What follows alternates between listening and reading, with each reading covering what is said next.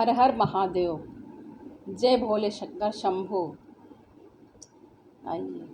आइए आगे चलते हैं। शिव पुराण के महात्म्य में भी चलेंगे। कुछ श्लोक, कुछ पंक्तियाँ दोहराते हैं। जिनके कंठ में सर्पों का हार है, जिनके 3 नेत्र हैं, जिनकी भस्म ही जिनका अंगराग है, अवलेपन है, दिशाएं ही जिनका वस्त्र हैं, अर्थात जो नग्न है, उन शुद्ध अविनाशी महेश्वर को बारंबार प्रणाम है। आइए शिव पुराण के महात्म्य में चलते हैं आगे। जय जय शंभो।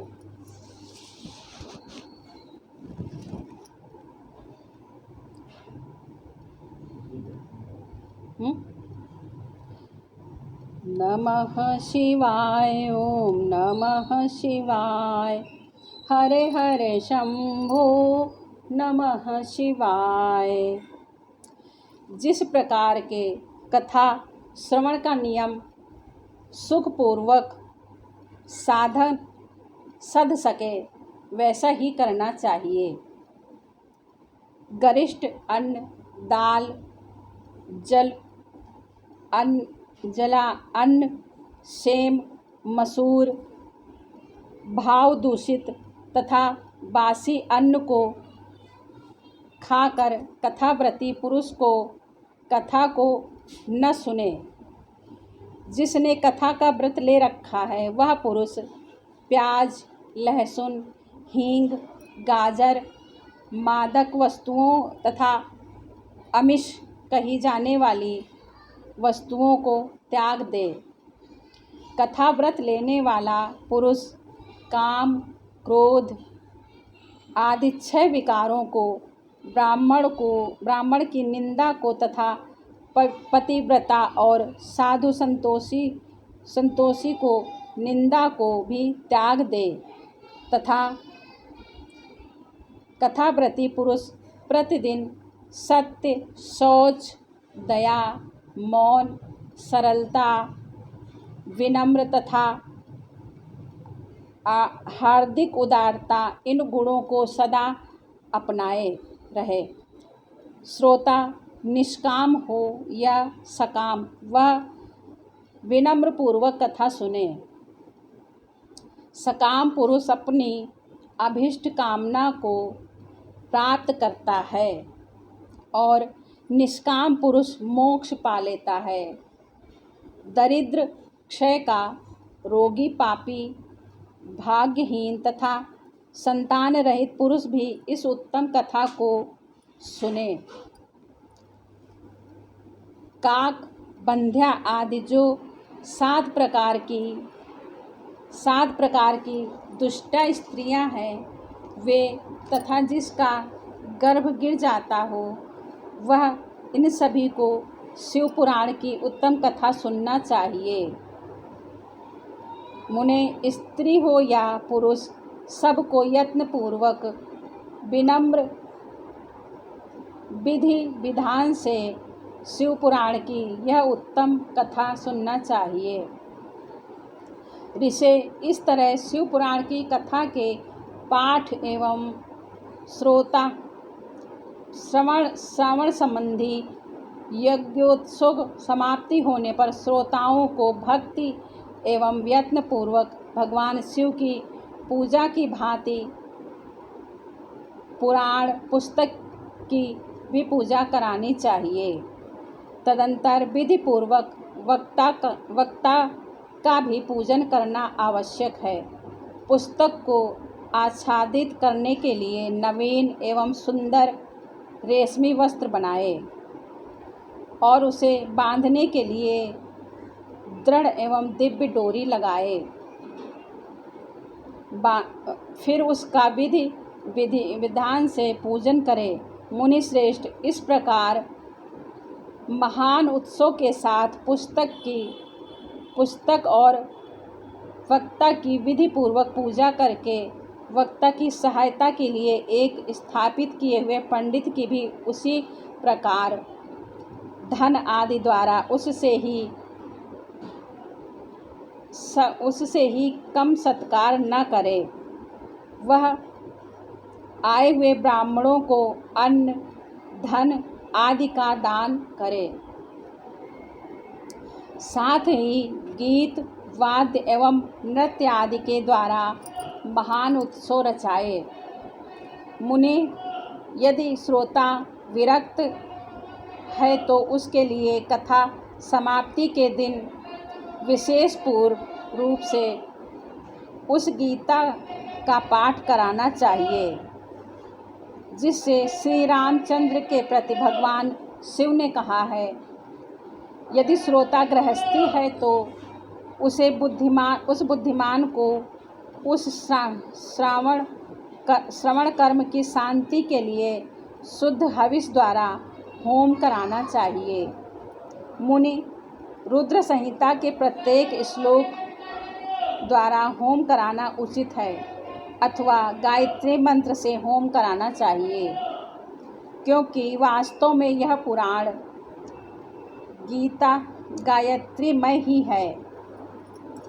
अथवा शिव पंचाक्षर मूल मंत्र से हवन कराना चाहिए, उचित है।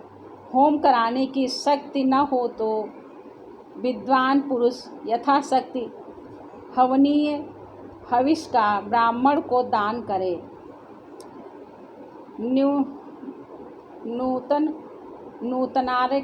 नूतन रिक्त स्वरूप दोष को शांति के लिए भक्ति पूर्वक शिव सहस्त्र नाम का पाठ अथवा श्रवण करे।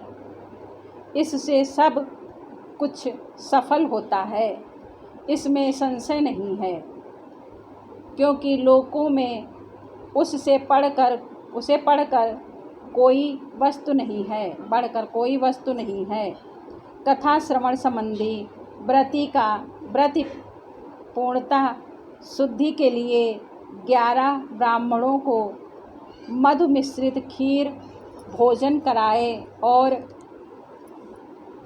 उन्हें दक्षिणा दे, तथा शक्ति हो तो 3 तोले के सोने का एक सुंदर सिंहासन बनाए और उस पर उत्तम अक्षरों से लिखी अथवा लिखाई हुई शिव पुराण पोथी विधिपूर्वक स्थापित करे। तत्पश्चात पुरुष उसकी आवाहन आदि विविध उपचारों से पूजा करके दक्षिणा चढ़ाए। फिर जितेंद्रिय आचार्य का वस्त्र, आभूषण एवं गंध आदि से पूजन करके दक्षिणा सहित वह पुस्तक उन्हें समर्पित कर दे। उत्तम बुद्धि वाले श्रोता इस प्रकार की भगवान शिव के संतोष के लिए पुस्तक का दान करे। शौनक, इस शिव पुराण के उस दान के प्रभाव से भगवान शिव का अनुग्रह पाकर पुरुष भवबंधन से मुक्त हो जाता है।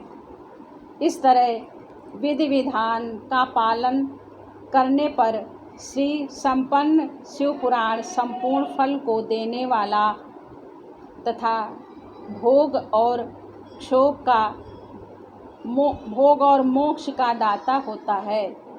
मुनि, शिव पुराण का यह सारा महात्म जो संपूर्ण अभीष्टों को फल देने वाला है, मैंने उन्हें तुम्हें कह सुनाया। अब और क्या सुनना चाहिए? श्रीमान शिव पुराण के समस्त पुराणों के भाल का तिलक माना गया है। यह भगवान शिव को अत्यंत प्रिय है, रमणीय तथा भव रोगों का निवारण करने वाला है। यह भगवान शिव के अत्यंत प्रिय है। जो सदा भगवान शिव का ध्यान करते हैं, जिनकी वाणी शिव के गुणों की स्तुति करती है, जिनके दोनों कान उनकी कथा सुनते हैं, इस जीव जगत में उनका जन्म लेना सफल है। निश्चय ही संसार सागर से पार हो जाते हैं। भिन्न भिन्न प्रकार के समस्त गुण जिनके सच्चिदानंद स्वरूप का कभी स्पर्श नहीं करते, जो अपनी महिमा से जगत के बाहर और भीतर भासमान है तथा जो मन के बाहर और भीतर वाणी एवं मनोवृत्ति रूप से प्रकाशित होते हैं, उन अनंत आनंद घन स्वरूप परम शिव की शरण लेते हैं। इस प्रकार आपको शिव पुराण का महात्म्य सुनाया गया। भगवान शंकर बहुत ही भोले होते हैं और वो सब प्रकार बहुत ही जल्दी प्रसन्न हो जाते हैं। उनको सब प्रकार से भजना चाहिए। ओम नमः शिवाय, ओम नमः शिवाय, नमः शिवाय, ओम नमः शिवाय, हरे हरे शंभो नमः शिवाय, ओम नमः शिवाय, ओम नमः शिवाय, ओम नमः शिवाय।